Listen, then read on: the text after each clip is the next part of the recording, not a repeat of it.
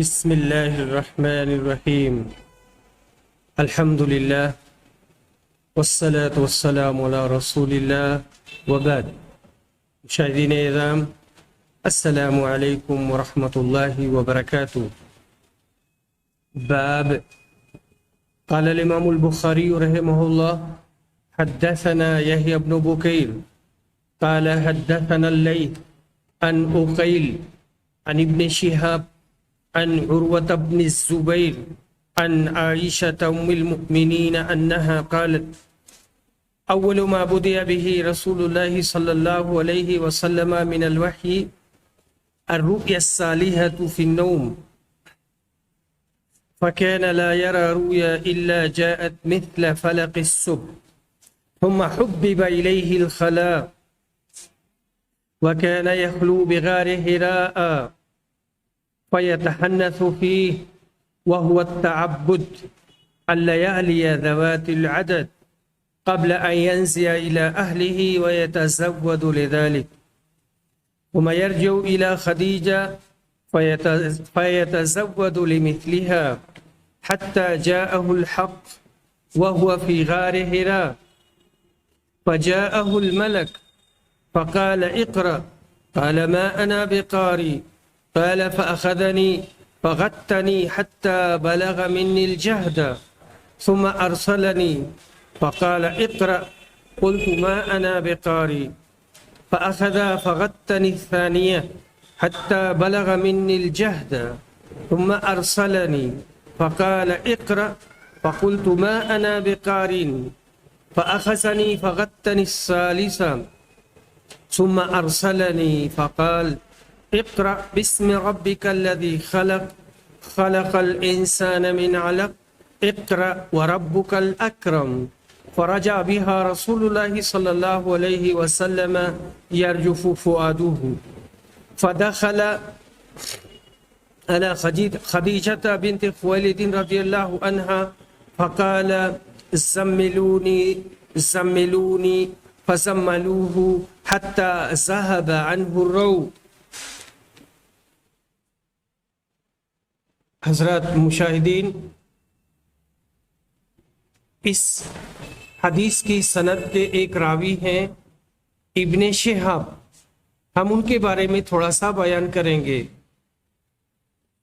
ان کی کنیت ابو بکر ہے، ان کا نام محمد ہے.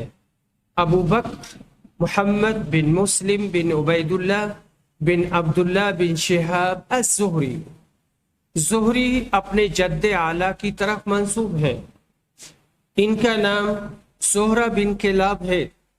یہ نبی اکرم صلی اللہ علیہ وسلم کی والدہ گرامی آمینہ کے خاندان سے تعلق رکھتے ہیں.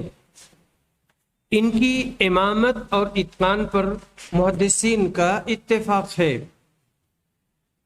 اس حدیث میں بہت سے مشکل الفاظ آئے ہیں. پہلے ہم ان کا معنی بتاتے ہیں.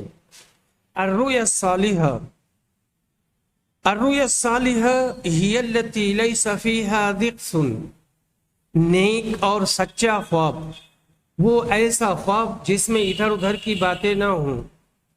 فلق الصبح، ضیاء الصبح، صبح کی روشنی. اور جب الفلق کہیں گے یعنی لام کو سکون دیں گے اور ساکن پڑھیں گے تو اس کا معنی ہوگا الشق، ٹکڑا کرنا اور شگاف کرنا. یتحنث، یتعبد، عبادت کرنا. اس کا اصل معنی ازالہ گناہ ہے، گناہ کو ختم کرنا ہے، گناہ کو زائل کرنا ہے. چونکہ ازالہ گناہ کا دوسرا نام عبادت ہے، اس لیے تحنث کی تفسیر تعبد سے التزاماً کر دی گئی. ہنس گناہ جب باب تفاعل سے لائیں گے تو اس کا معنی ہوگا گناہ سے بچنا، عبادت کرنا. حافظ ابن حجر کہتے ہیں یتحنسو، یتحنفو کے معنی میں ہے یتبع الحنیفیہ، یعنی دین ابراہیم کا اتباع اور پیروی کرنا. حتی بلغ منی الجہد، فرشتہ نے اتنی زور سے دبایا کہ میری قوت برداشت جواب دے گئی۔ اور اس کا دوسرا معنی یوں بیان کیا جاتا ہے حتی بلغ منی الجہد، یا الجہد کو فاعل بنائیں گے تو اس کا معنی یہ ہوگا کہ فرشتے کے بھیجنے سے مجھے تکلیف پہنچی اور یہ اپنی آخری حد کو پہنچ گئی، انتہا کو پہنچ گئی۔ التعبد کا یہ لفظ مدرج ہے۔ سوال یہ پیدا ہوتا ہے کہ کس کا ادراج ہے؟ تو طیبی کہتے ہیں کہ یہ زہری کا ادراج ہے، لیکن اس کی ان کے پاس کوئی دلیل نہیں ہے، پھر بھی یہ ادراج ہے۔ مدرج کہتے کسے ہیں؟ اصول حدیث کی کتابوں میں ہے کہ ما غیر سیاق اسنادہ او ادخل فی متنہ ما لیس منہ بلا فصل، جس کے اسناد کا سیاق بدل دیا جائے یا متن میں کوئی ایسی چیز داخل کر دی جائے جو متن سے نہیں ہے، بنا فصل کے، اس دونوں میں فصل نہ کیا جائے، تو ایسی صورت میں وہاں یہ مدرج مانا جائے گا۔ النخبہ مع شرحہ، صفحہ نمبر 48۔ ینزع یرجع وزنن اور مانن ایک ہے، لوٹنا، پلٹنا۔ الحق، الامر الحق، الامر الحق یعنی وحی۔ حق اس لیے کہا کہ وہ اللہ کی طرف سے تھی۔ کتاب التفسیر میں فجعہ الحق آیا ہے۔ فجعہ الحق اس کا معنی ہوگا اچانک حق آ گیا۔ بغتہ، فجعہ بغتہ اچانک آ گیا۔ بغت یبغت باب فتحہ سے اچانک آنا۔ یتزود توشہ لینا۔ ما انا بقاری، ما نافیہ ہے، یہاں پر ما استفہامیہ نہیں ہے، کیونکہ استفہامیہ کے بعد با نہیں آتا۔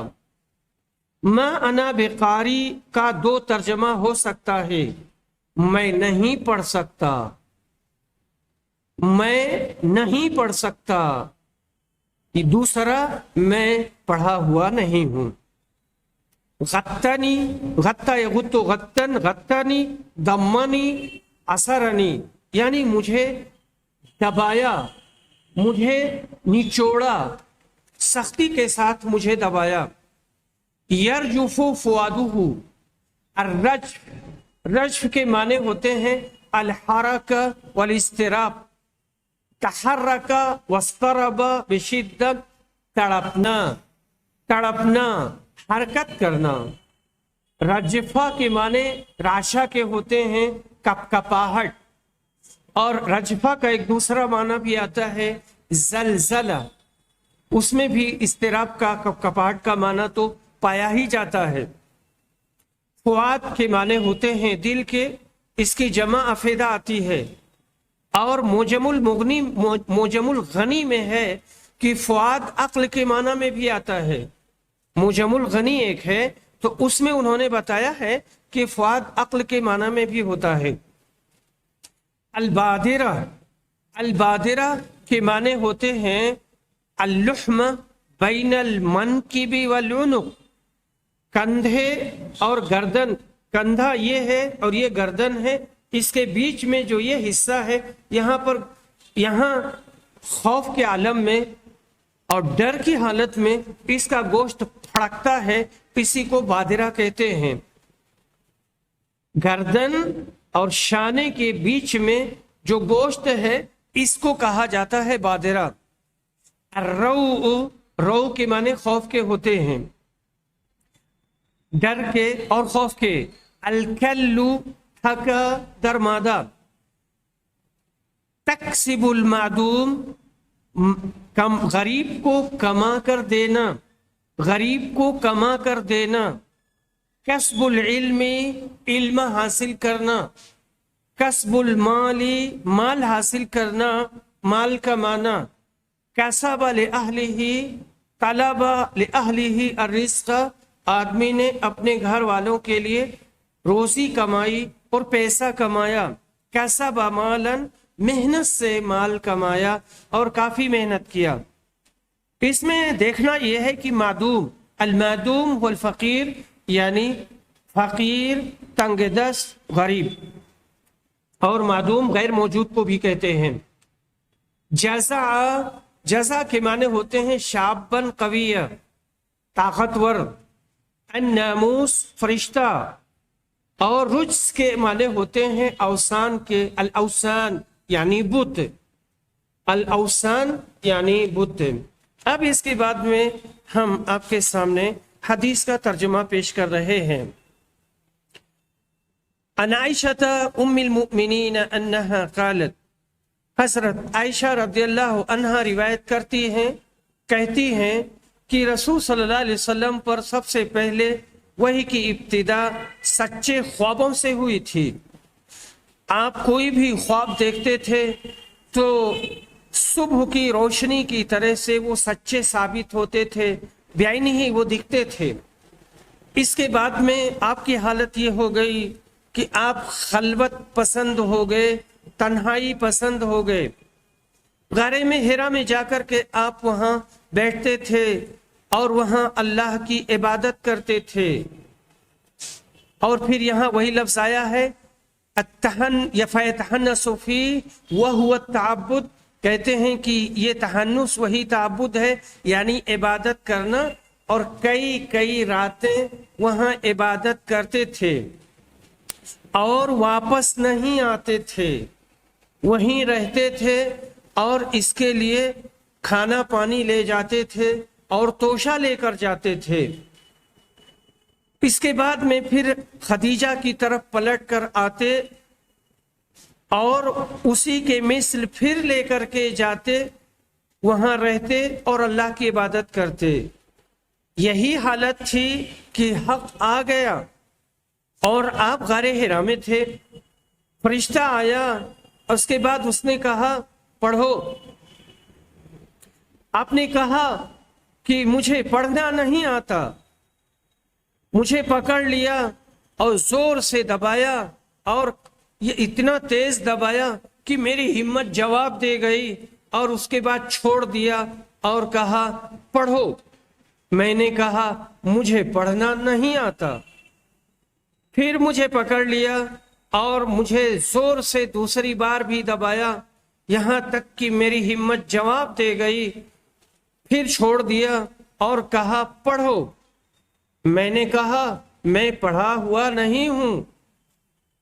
انہوں نے پھر پکڑ لیا اور سختی کے ساتھ تیسری بار بھی دبایا، پھر مجھے چھوڑ دیا اور کہا اقرأ بسم ربک الذی خلق، خلق الانسان من علق، اقرأ وربک الاکرم، پڑھ، تو پڑھ اپنے رب کے نام سے جس نے پیدا کیا، انسان کو جمے ہوئے خون سے پیدا کیا، تم پڑھو اور تمہارا رب بڑے کرم والا ہے۔ یہاں ایک بات میں کہنا چاہتا ہوں، عام طور سے لوگ جو ضمیر نبی صلی اللہ علیہ وسلم کی طرف پلٹتی ہے خطاب کی، یا امر کا جو صیغہ ہوتا ہے، تو وہاں بہت زیادہ پرتکلف ترجمہ کرتے ہیں اور کہتے ہیں آپ پہ، اور پھر آپ کے بیچ بعد میں پھر قوسین میں صلی اللہ علیہ وسلم بھی قرآن میں لگا دیتے ہیں، جبکہ حکم اللہ کی طرف سے ہوتا ہے۔ یہ امر اور یہ حکم اللہ کی طرف سے ہے، تو اتنا زیادہ اللہ کے فرمان کو، حکم کو نیچے اتار دینا اور کہنا آپ پڑھیے، یہ مناسب ترجمہ نہیں ہے۔ تم پڑھو، یہاں پر یہ آرڈر ہے، یہاں پر یہ حکم ہے، اور اردو زبان کی یہ نزاکت ہے، اس طرح سے کہنا چاہیے، اور قطعاً بے ادبی نہیں ہے۔ فرجع بہا رسول اللہ صلی اللہ علیہ وسلم، ان آیتوں کو لے کر رسول اکرم صلی اللہ علیہ وسلم واپس آئے، اور ان کا دل کانپ رہا تھا، خوف سے، ڈر سے رسول کا دل کانپ رہا تھا۔ فدخل علی خدیجہ بنت خویلد، حضرت خدیجہ کے پاس آئے اور کہا مجھے چادر اڑھاؤ، مجھے چادر اڑھاؤ۔ آپ کو چادر لوگوں نے اڑھا دیا، آپ لیٹے رہے یہاں تک کہ آپ کا خوف اور دل میں جو گھبراہٹ تھی وہ ختم ہو گئی۔ آپ نے خدیجہ سے کہا اور پوری تفصیل بتائی کہ میرے ساتھ غار میں ایسے ایسے ہوا ہے، مجھے تو اپنی جان کا خطرہ ہے۔ خدیجہ نے کہا ہرگز نہیں، اللہ کی قسم، اللہ آپ کو کبھی بھی ذلیل نہیں کر سکتا اور کبھی بھی رسوا نہیں کر سکتا۔ آپ تو رشتہ ملاتے ہیں، آپ کما کر لوگوں کو دیتے ہیں، آپ تنگ دستوں کو بھی دیتے ہیں اور مہمانوں کی مہمان نوازی کرتے ہیں، حق کے راستے میں آنے والی مشکلات اور دشواریوں میں آپ مدد کرتے ہیں۔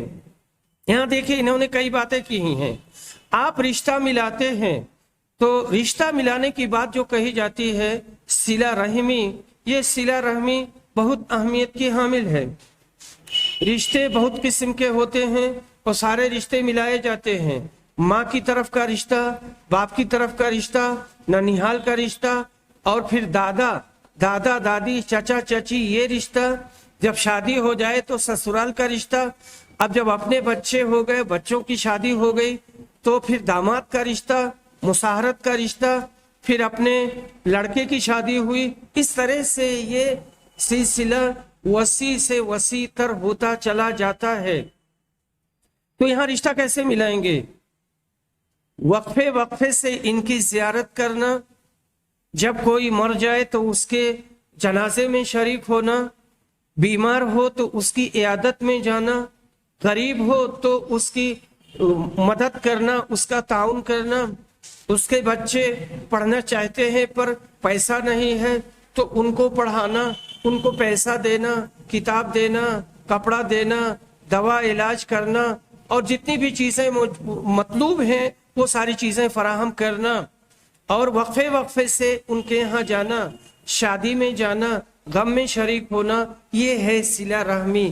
تو کبھی یہاں تو کبھی وہاں تو کبھی وہاں۔ ایسا نہیں ہے کہ جا کر کے 3 دن 4 دن 6 دن وہیں پر بیٹھے رہیں، یہ صلہ رحمی نہیں ہے، یہ تو دقت میں ڈالنے والی چیز ہے اور پریشانی میں ڈالنے والی چیز ہے۔ تو حضرت خدیجہ نے کہا تھا آپ رشتہ ملاتے ہیں، وَتَحْمِلُ الْكَلَّ، تھکے ہوئے آدمی کا بوجھ اٹھاتے ہیں۔ اب کوئی جا رہا ہے اور وزنی چیز لیے ہوئے ہے تو ہاتھ بٹا لیا، کچھ اپنا لے لیا یا پورا لے لیا، یا ایک ہی کوئی ایسا آدمی ہے مانوی طور پر تھکا ہوا ہے، اس کے اوپر قرض ہے یا کسی طرح کی دقت و پریشانی ہے، تو اس بوجھ کو برداشت کیا، اس بوجھ کو اٹھا لیا، اس کی ذمہ داری لے لی اور اس کو آزاد کر دیا۔ اور تیسری بات کہی ہے کہ آپ تنگ دستوں کو کما کے دیتے ہیں۔ تو کوئی ایسا ہے جو تنگ دست ہے، فقیر ہے، محتاج ہے، تو ہر طرح سے ان کو کما کر دیتے تھے اور کہیں نہ کہیں سے لا کر کے ان کو دے کر کے ان کو کھڑا کر دیتے تھے، اور مہمانوں کی مہمان نوازی کرتے ہیں، اور حق کے راستے میں آنے والی دقتوں اور آنے والی پریشانیوں میں حق کی مدد کرتے ہیں۔ فَانْطَلَقَتْ بِهِ خَدِیجَةُ، نبی صلی اللہ علیہ وسلم کو لے کر خدیجہ گئیں اور ورقہ بن نوفل بن اسد بن عبد العزیٰ کے پاس آئیں۔ یہ حضرت خدیجہ کے چچا کے بیٹے تھے، اور یہ ورقہ زمانے جاہلیت میں نصرانی ہو گئے تھے۔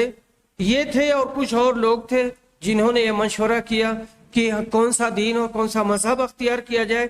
انہوں نے نصرانی مذہب اختیار کیا۔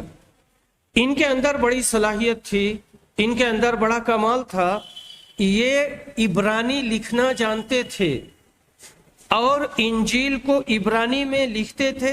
اللہ جتنا چاہتا تھا کہ لکھیں، اور یہ بڑی عمر کے ہو گئے تھے، قدامیاں، اور پھر اندھے ہو گئے تھے۔ حضرت خدیجہ نے ان سے کہا اے چچا کے لڑکے، اپنے بھتیجے کی بات کو سنیں، اپنے بھتیجے کی بات کو ذرا سنیں۔ ورقہ نے پوچھا اے میرے بھائی کے بیٹے، آپ کو کیا دکھتا ہے، کیا نظر آتا ہے؟ رسول صلی اللہ علیہ وسلم نے جو کچھ دیکھا تھا اس کی پوری تفصیل کہہ سنائی۔ ورقہ نے رسول اکرم سے کہا یہ تو وہی ناموس ہے، یہ وہی رازداں ہے، یہ وہی فرشتہ ہے جس کو اللہ نے موسیٰ علیہ السلام پر اتارا تھا۔ کاش میں اس زمانے میں جوان ہوتا، کاش اس زمانے میں طاقتور ہوتا، کاش میں اس زمانے میں زندہ ہوتا جب تمہاری قوم تم کو نکال دے گی۔ رسول صلی اللہ علیہ وسلم نے کہا اوا مخرجیہم، کیا وہ لوگ ہم کو نکال دیں گے؟ انہوں نے کہا ہاں، جو چیز آپ لے کر کے آئے ہیں، جو بھی لے کر آیا ہے اس سے دشمنی کی گئی ہے۔ یعنی کسی بھی دور و زمانے میں کوئی شریعت لے کر آیا ہے، اللہ کا دین لے کر کے آیا ہے تو لوگ اس کے دشمن ہو گئے ہیں۔ اگر وہ دین ہم نے پا لیا تو ہم آپ کی زبردست طریقے سے مدد کریں گے، ہم آپ کا تعاون کریں گے۔ اس کے بعد زیادہ دن ورقہ نہیں رہے، زیادہ دن نہیں زندہ رہے، ان کا انتقال ہو گیا۔ وفتر الوحی، اور وحی کے آنے کا سلسلہ بند ہو گیا۔ قال ابن شہاب، ابن شہاب کہتے ہیں ابو سلمہ بن عبد الرحمن نے ہمیں بتایا کہ جابر بن عبداللہ انصاری کہتے ہیں، اور وہ فترۃ الوحی کی بحدیث بیان کر رہے تھے، یعنی وہ زمانہ جس میں وحی کا آنا بند ہو گیا تھا۔ فقال فی حدیثہ، رسول صلی اللہ علیہ وسلم نے اپنی حدیث میں فرمایا تھا، بین انا امشی، ایک بار میں جا رہا تھا، ایک بار میں چل رہا تھا، اس سمے تو صوتا من السماء، آسمان سے مجھے آواز سنائی دی، میں نے اپنی نظر اٹھائی تو میں دیکھتا ہوں کہ وہ فرشتہ جو غار حرا میں میرے پاس آیا تھا وہ تو آسمان اور زمین کے بیچ میں کرسی پر بیٹھا ہے۔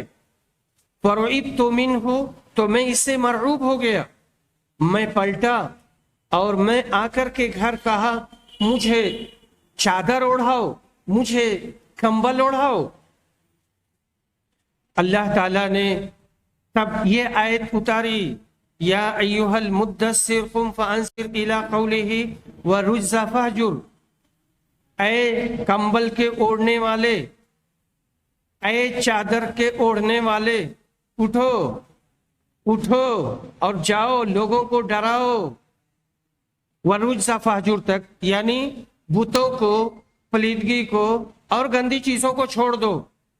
فحمی الوحی وتتابع، اس کے بعد میں برابر مسلسل وہی آتی رہی اور پھر وہی نہیں رکی۔ حضرات ناظرین، یہ تھی وحی کی ابتدا والی حدیث کہ نبی صلی اللہ علیہ وسلم پر غار حرا میں وحی کیسے اتری۔ اب اس کے بعد میں ہم آپ کے سامنے مسائل اور فوائد بیان کریں گے۔ نمبر 1، نبی اکرم نے جبریل کو ان کی اصلی شکل میں 2 بار دیکھا تھا۔ نمبر 1 اجیاد میں، اور یہ اجیاد ایک جگہ کا نام ہے، مکہ میں ہے، اور دوسرا معراج میں۔ آسمان و زمین کے بیچ میں بھی دیکھا ہے، ممکن ہے کہ اس میں پورا نہ نظر آئے ہوں، اس لیے اس کو اس میں شمار نہ کیا گیا ہو، واللہ عالم۔ نمبر 2، ورقہ بن نوفل عبرانی زبان جانتے تھے، انجیل سریانی زبان میں تھی، بعد میں اس کا ترجمہ عبرانی زبان میں ہوا۔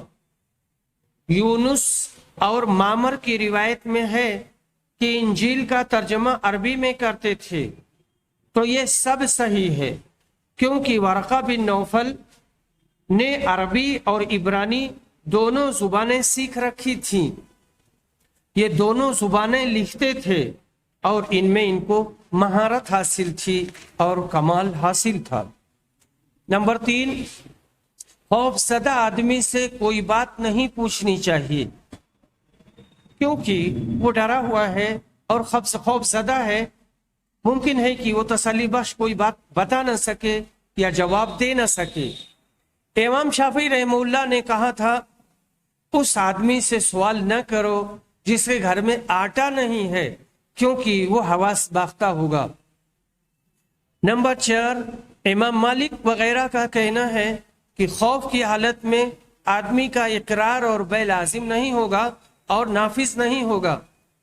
आदमी खौफ की हालत में है और खौफ की हालत में उसने किसी चीज का इकरार कर लिया या बै के सिलसिले में, खरीदने और बेचने के सिलसिले में कोई बात कही तो किसी चीज का एतबार नहीं होगा।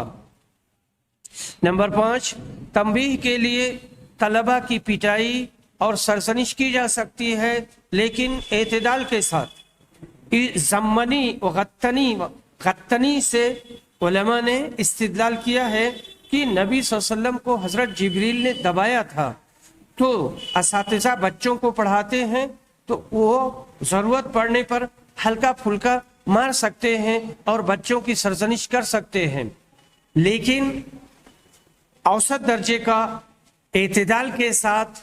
ऐसे नहीं कि इतना मारें कि बच्चा अधमरा हो जाए या उसकी हड्डी टूट जाए। और उस्ताद के मारने से बास बच्चों के मरने की भी खबरें हैं। आपको याद होगा लाहौर में एक हाफिज साहब ने एक बच्चे को इतना मारा था कि उस बच्चे का इंतकाल हो गया था। और उस बच्चे के जनाजे की क्लिप आई थी फेसबुक पर, उसी पर मैंने देखा था। और जहां जहां मारा था वो पूरा उसको दिखाया गया था। ऐसे नहीं कि इतना मारे कि बच्चा अधमरा हो जाए फिर और बसा औकात उसका इंतकाल हो जाए। हिंदुस्तान में भी बहुत से मकामात पर, यानी मौलाना और हाफिज को छोड़ दीजिए, गैर मौलाना, मास्टर, मुअल्लिम, मुअल्लिमा, मर्द, औरत, सब के बारे में ये खबरें आती रहती हैं कि बच्चों को बहुत ज्यादा मार देते हैं, बच्चियों को मार देते हैं और उनको बहुत ज्यादा तकलीफ हो जाती है। बाज असातिज़ा इतने अजीब होते हैं कि बच्चों के पिछले हिस्से पर मारते हैं, यानी उनकी सुरीन पर, ताकि बच्चा बता ना सके और अपने माँ बाप को दिखा ना सके। ऐसा ना करें। उस्ताद और शागिर्द में बहुत गहरा ताल्लुक होता है। उस्ताद माँ है, उस्ताद बाप है, उस्ताद मुअल्लिम और मुरब्बी है। इसलिए खुशगवार माहौल में पढ़ाएं। बच्चे से उस्ताद का 3 ताल्लुक होता है। आमतौर से लोग बोलते हैं कि 2 ताल्लुक, लेकिन 3 ताल्लुक मान के चलिए, माँ, बाप और उसके बाद में मुअल्लिम और मुरब्बी। नंबर 6, अगर किसी के ऊपर कोई आफत या मुसीबत आई है तो ये उन लोगों से मशवरा ले सकता है जिनकी खैरख्वाही और राय पर एतमाद और भरोसा करता है।